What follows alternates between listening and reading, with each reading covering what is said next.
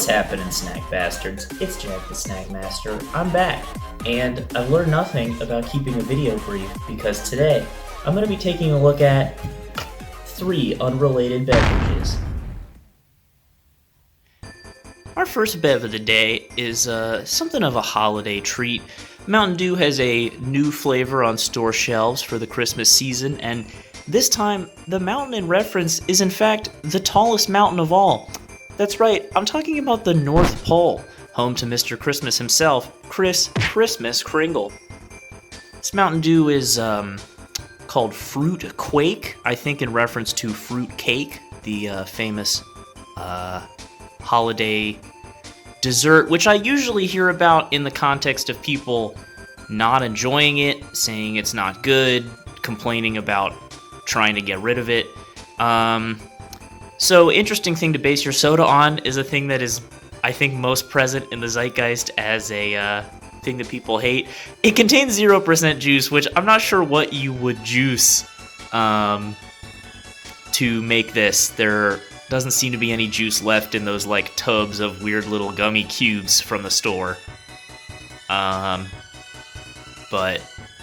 yeah, it doesn't say anything else on here really. Mountain Dew's not good at giving me funny copy to read, but I mean the label is bonkers. There's sort of a Christmas monster truck 2022. I haven't looked this closely at this illustration. There's like a little pecan guy leaning out of the passenger window of the monster truck, and it's got cake wheels. And this Christmas house is like getting crushed in half by the big wheels, like in Roadhouse.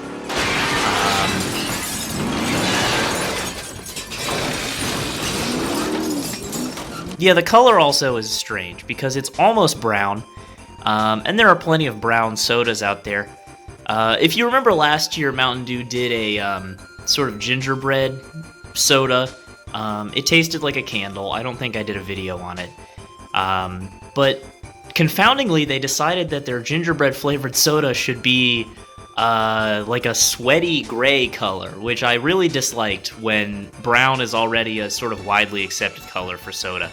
So this is sort of a reddish brown color, and feels appropriately Christmas to me. And here I go, gripping and ripping on a Mountain Dew Fruit Quake. Good hiss there.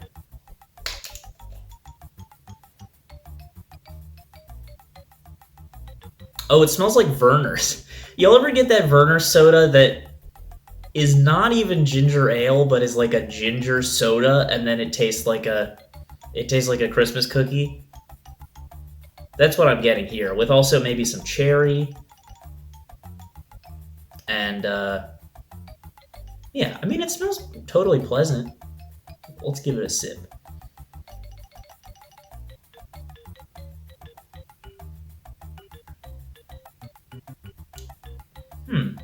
The flavor does not live up to the smell. It's very sweet, obviously.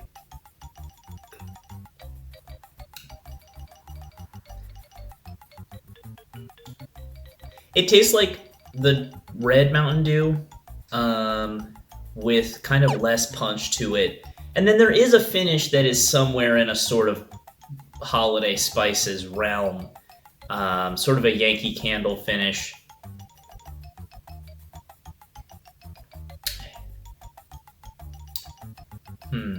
I don't have that much to go on here in terms of describing it. It tastes like a less intense Code Red, so if you want to drink what the gamers drink, but it's a little hardcore for you, maybe pick this one up. I am compulsively continuing to sip it, though. I gotta say, it's not bad. And it is like sort of a flavor enigma. There's something else going on here that I'm not able to pick out.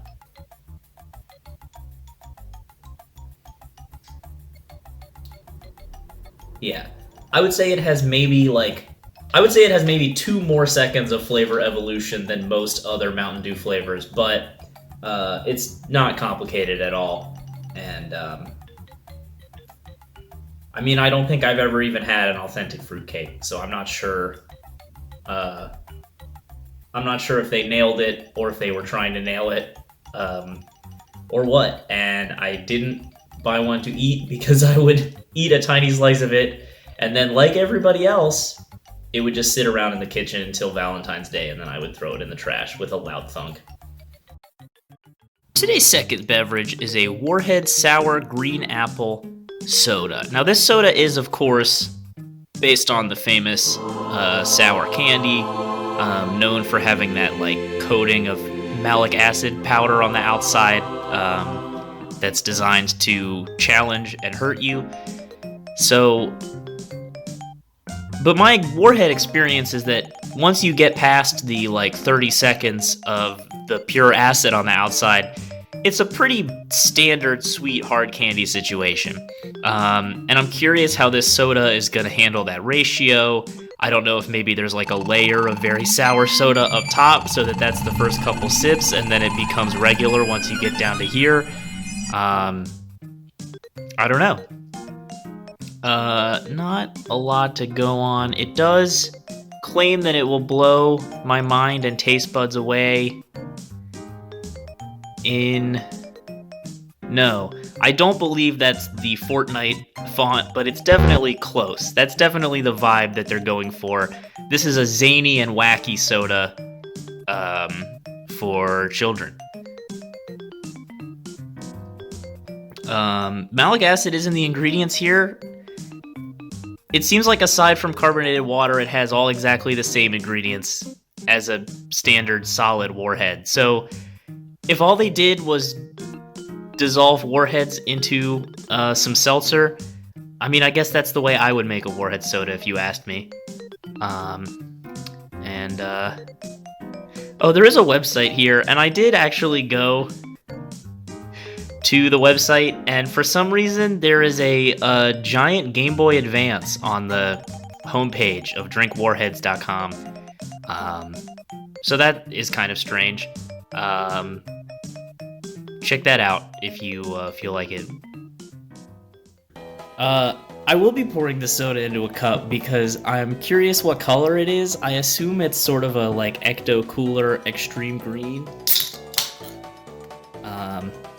Oh, let me smell it, and let me get in frame to smell it.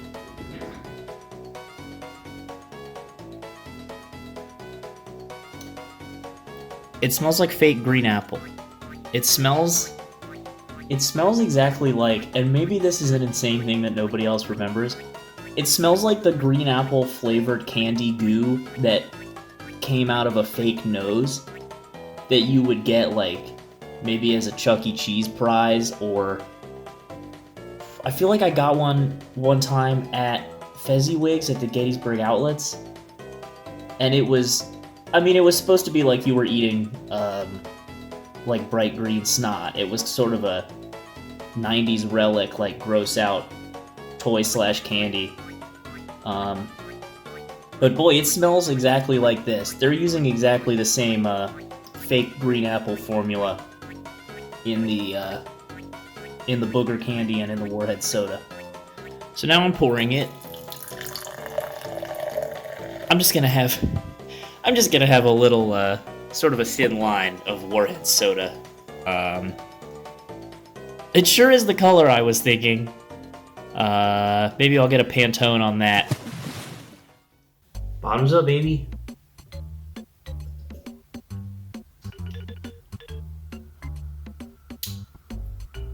It's tart.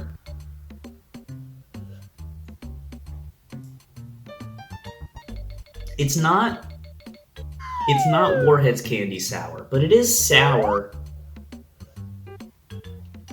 And it is tart in the way that like a Granny Smith apple is tart. And unless I'm way off on this, I think that's where they extract malic acid from, is it's extracted from green apples. So this is kind of the most appropriate use for it in soda form. It tastes like a pretty standard green apple candy. It tastes like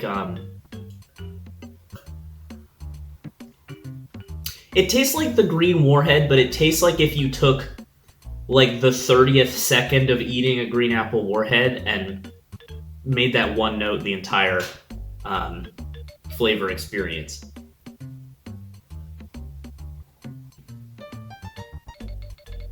It's not terrible. I really thought that this would be the kind of thing that they should have in one of those like little baby cans, because at face value it doesn't seem like a thing you would want to drink an entire can of, and I don't think I will. But it's not like,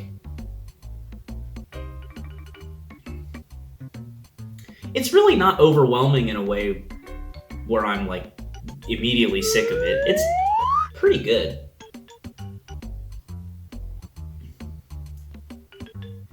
Yeah, it kind of tastes more like eating a real green apple than most artificially apple flavored things that I've had. That will probably be as much of this as I drink, but it was all right. The third and final bev in this video comes to us from the land of tartan and haggis, and that's not just their most popular improv duo.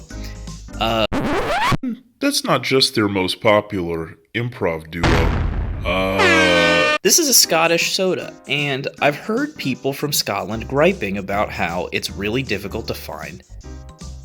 In America, I have great news for all of the Scottish people of America. If you go to that weird store in Squirrel Hill that's all vending machines from different countries, they have it. So this is, of course, Iron Brew, or as I think you are supposed to call it, and I'm actually pretty sure on this and I'm not doing a bit, Iron Brew, I think is what you're supposed to say. This doesn't call itself a soda, it says it's a carbonated flavored soft drink. I like the visuals on here, very impactful typography, I like the color combo, I like this little pic of me on it. Original and best, very small. And let's peep the greeds. Yeah, okay. Sugar and citric acid. I would not call caffeine a flavoring. And also, quinine is like a tree bark extract. I think that's what's like in tonic water. And then it has regular sugar and also aspartame, so that's strange. But it is indeed made in Cumbernauld, Glasgow. I've not been to Scotland myself, but like many white guys who are not really sure, I think that's where my ancestry is from. So maybe I have some kind of genetic predisposition to enjoying this soda. I have never tried it, and I honestly, from the ingredients, can't even guess what it is going to taste like. So let's check it out. Here we go with the Iron Brew. That time it sounded less good when I said it. I guess I had one good saying of it in the tank. Oh, it smells like bubblegum. Oh yeah, it smells like what is the soda that tastes like bubblegum? Big Red, or like Faygo Red Pop. Is that also one? Yeah, dude, it smells like the pink Dum Dum Pop. It smells like actually it smells like the bubblegum flavored medicine that you have to take when you're a small child that your mom feeds you out of the like graduated spoon thing. So these are all really positive associations, and I'm excited to go in for a taste with those in mind.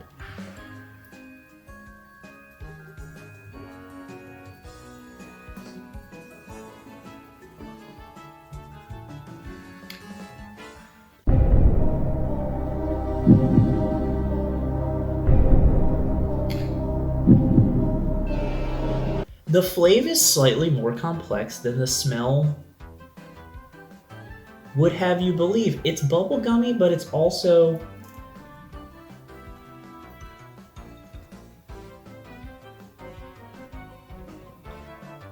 it tastes like a new fruit that hasn't been discovered yet. it tastes like a fruit in some way, but it doesn't taste like any fruit that I know about or have had.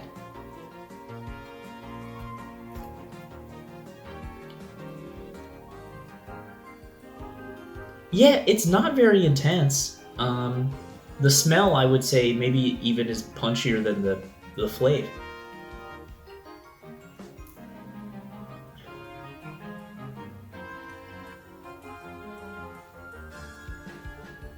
That's interesting.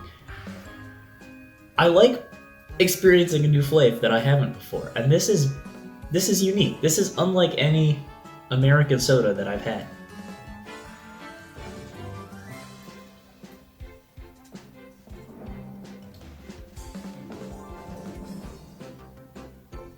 Having a tough time describing this one. The smell is so bubblegummy, and then the flavor is not really like that so much at all.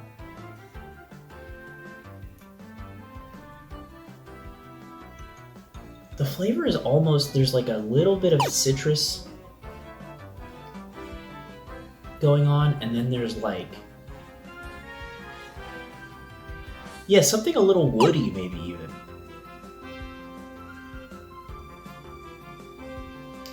I don't know. That's crazy.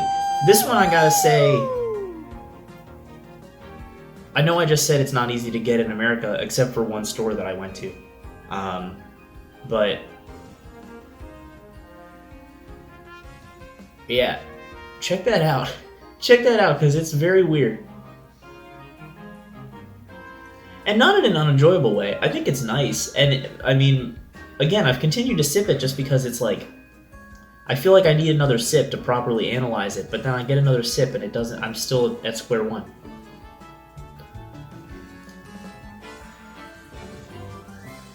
Yeah. That's a strange one. Alright, you all know what time it is. We're going to rate each of these beverages on the classic rating scale, which, again, ranges from tastes like gack to Jack would drink this beverage again. Pretty self-explanatory.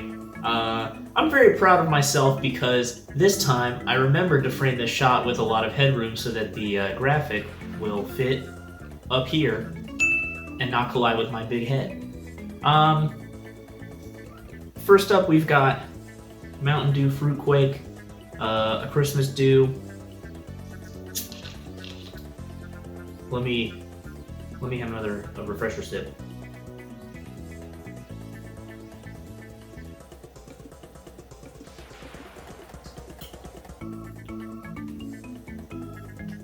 Yeah, it's vaguely cherry, maybe a note of almond extract in there.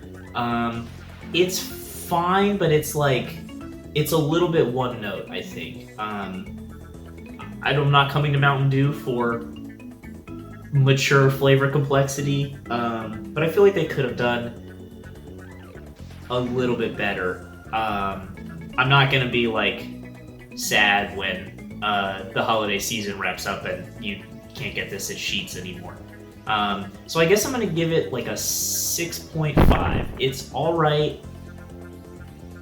Not rocketing up the Dew charts for me, but, you know, I'm not disgusted by it.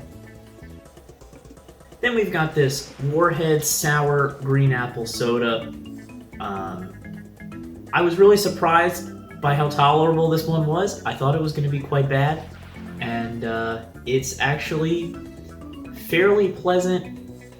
It makes me think of like Midori, kind of, maybe just because it's bright green and kind of sour. And yeah, it's accidentally more authentic tasting than you would expect. Big sort of surprise hit here. Will I finish this can? I don't know. Probably not, because it's a can, so I can't put it back in the fridge and finish it later. I'm sure it will sit on my desk for some of the rest of the day, and then when it's room temperature, I'll throw it out. But I wouldn't say I dislike it, and in fact, I think I'm going to give it like an 8 for the surprise factor. Finally, we've got the Scottish National Treat Aaron Brew here. This one was crazy. I don't know if I could put this one at a location on the scale, because while I wouldn't say that I didn't like it, I don't know if like or dislike is even the framework in which I can analyze this flavor. I would say more that I have sort of a fascination with it.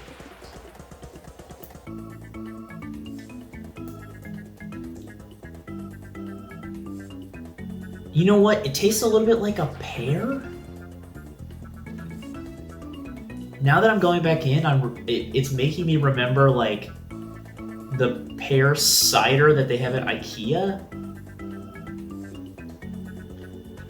I don't know. This one's crazy. I'm rating this one unknowable because I just think you gotta try it. Yeah, it's rare that I experience a new flavor that I never even imagined. But here we are. Well, that's the end of this triple bev video. I hope you enjoyed it. I'm kind of done doing the yelling guy, but now I never know what to say at the end of a snack video. You're welcome to like and subscribe. I don't like saying that or asking people to do that. So, hope everybody's doing good out there in Snack Nation. And I'll see you guys next time.